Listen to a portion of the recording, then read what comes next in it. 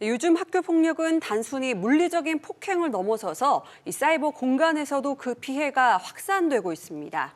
이 폭력의 형태가 다양해지고 또 그에 따른 대응 역시 점점 복잡해지고 있는데요. 자, 이런 문제를 해결하기 위한 방법은 어떤 것들이 있는지 장대겸 변호사와 함께 알아보겠습니다. 안녕하세요. 네, 안녕하세요. 반갑습니다. 예, 어서 오십시오. 이 최근에 학교 폭력이 단순 폭행을 벗어나서 그 유형이 굉장히 다양하고 또 진화하고 있다고요? 네, 학교 폭력 사건은 단순한 그 물리적 폭행에서 그치지 않고 점점 더 복잡하고 다면적인 양상을 보이고 있습니다. 물리적인 폭행은 여전히 신고 사례 중 가장 큰 비중을 차지하고 있습니다. 그런데 금품 강취나 갈취, 따돌림, 성폭력 등 다양한 형태의 폭력이 동시에 발생하는 경우가 많습니다. 특히 최근에는 그 사이버 폭력의 증가가 매우 두드러진 특징 중에 하나입니다.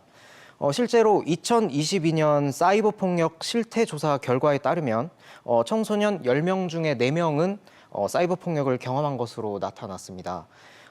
또 서울경찰청에서 조사한 서울 청소년 범죄 통계 분석을 봐도 2021년 전체 학교 폭력 신고 건수 5건 중에 1건이 사이버 폭력인 셈으로 조사가 되었습니다. 예, 이 사이버 폭력도 그 안에서 유형이 굉장히 다양할 것 같은데 구체적인 사이버 폭력에 해당하는 행동들 어떤 것들이 있을까요? 사이버 폭력이란 먼저 사이버 공간에서 이루어지는 폭력적인 언어 행동을 포함해서 상대가 불쾌감을 느끼는 모든 행위를 예. 말합니다. 인터넷상에서 욕설, 모욕 등의 행위는 당연히 사이버 폭력이 인정이 되고요. 개인정보나 사진, 동영상 유포는 물론 성적인 메시지 전송 등의 이제 성적 수치심 유발 행위도 전부 포함이 됩니다. 소셜 미디어상에서 가짜 프로필을 만들어 명예훼손 등을 일으키는 행위 등도 대표적인 사이버 폭력의 사례입니다. 최근 학생들이 SNS와 단체 채팅방을 많이 이용을 하고 있는데요. 이 온라인 공간에서 피해 학생을 조롱하거나 이제 공개적으로 비난하는 행동이 빈번히 발생하고 있습니다.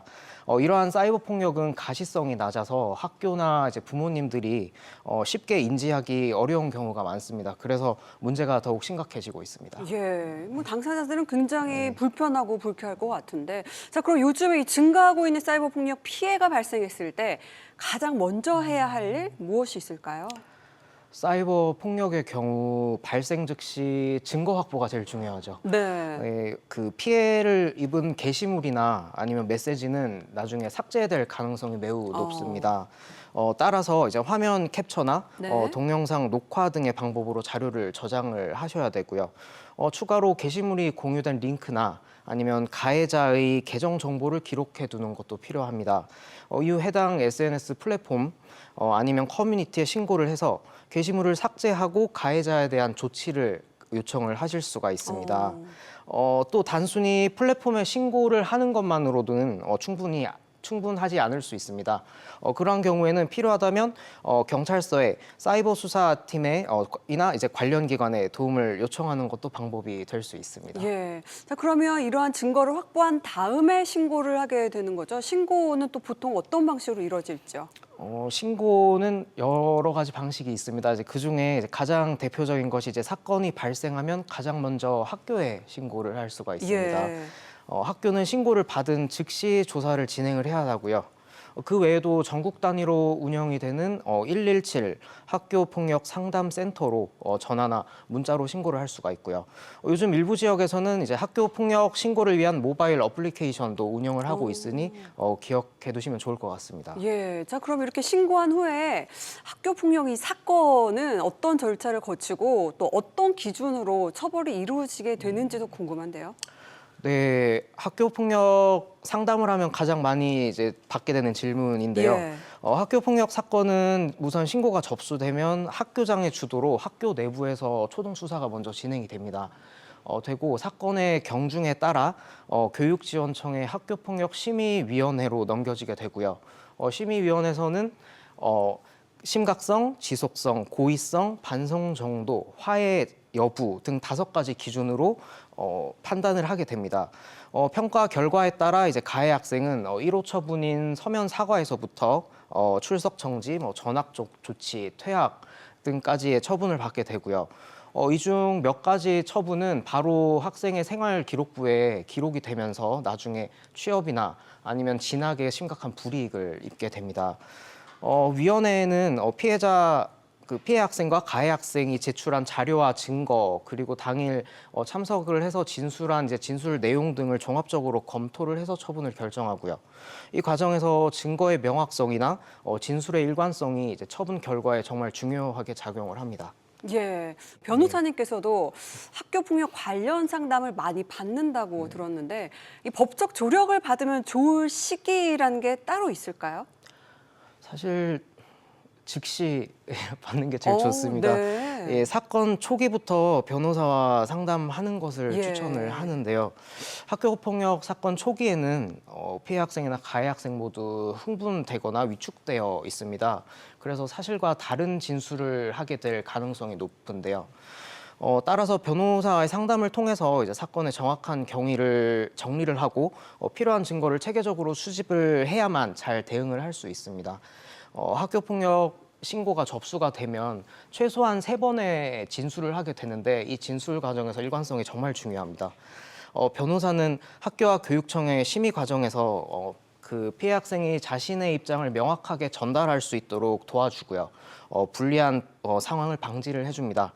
또한 사건이 민사나 형사상으로 소송으로 확대될 가능성이 있는 경우에 초기부터 법적 대응을 준비할 수 있도록 방향도 제시하고 해드리고 있습니다. 예. 그렇다면 이 민사 등 소송까지 이어지는 경우에는 어디까지 진행이 될 수 있나요? 소송으로 이어지는 경우는 크게 폭행, 명예훼손, 성범죄 등을 다루는 형사 소송이 있고요. 아니면은 손해배상을 청구하는 민사소송이 있습니다. 민사소송에서는 피해 학생이 정신적, 물리적 손해 피해에 대한 위자료와 치료비를 청구할 수 있습니다. 가해 학생 측과 피해 학생 측이 합의가 되지 않거나 사건의 심각성이 높아 형사 고소로 이어지는 경우에는 법정까지 가는 일이 매우 흔합니다. 사건이 복잡하거나 감정적으로 얽혀 있는 경우에는 1심, 2심을 넘어 대법원 상고까지 이어지는 경우도 많이 있습니다. 예. 자, 이렇게 양쪽 모두 시시비비를 가려하는 입장에서 피해자 입장에서는 사건에 대비해서 어떤 것들을 준비하면 좋을까요? 피해 학생 입장에서는 무엇보다 다양한 증거를 철저하게 준비를 해야 됩니다. 일단 폭행의 경우에는 진단서나 부상 사진, 금품 강취나 갈취의 경우에는 대화 녹음이나 금전 거래 내역, 사이버 폭력의 경우에는 화면 캡처나 메시지, 기록 등을 수집하는 것이 중요합니다. 사건 발생 당시 상황을 구체적으로 기록해 놓은 메모 또한 도움이 될 수 있습니다. 또한 심리 상담을 받으셨다면 심리 상담 기록은 피해자의 정신적 고통을 증명하는 중요한 자료로 활용이 됩니다. 피해 학생과 가족들은 이러한 자료들을 정리를 해서 학교폭력 심의위원회나 나중에 소송 과정에 활용할 수 있도록 준비를 해야 됩니다. 예. 자, 끝으로 이 학교 폭력 예방을 위해서 사회적으로 좀 어떤 노력이 필요하다고 보십니까? 학교 폭력 예방을 위해서는 학교, 가정, 지역사회가 모두 협력을 해야 됩니다. 학교에서는 정기적인 폭력 예방 교육, 학생 상담 프로그램을 운영해서 학생들에게 올바른 가치관 형성을 지원을 해야 됩니다. 가정에서는 부모와 자녀 간의 열린 대화를 통해서 자녀의 고민을 파악하고 감정적인 지원을 제공을 해야 됩니다. 지역사회는 학교폭력 문제를 보다 체계적으로 다룰 수 있도록 지원 체계를 강화하고 신고와 상담의 접근성을 높이는 노력을 기울여야 하고요. 마지막으로 사이버 폭력의 경우에는 법적 규제를 강화하고 플랫폼 차원에서의 적극적인 관리가 필요하다고 보여집니다. 예. 자, 지금까지 학교폭력 대처법에 대해서 장대겸 변호사와 자세한 이야기 나눠봤습니다. 고맙습니다. 네, 감사합니다.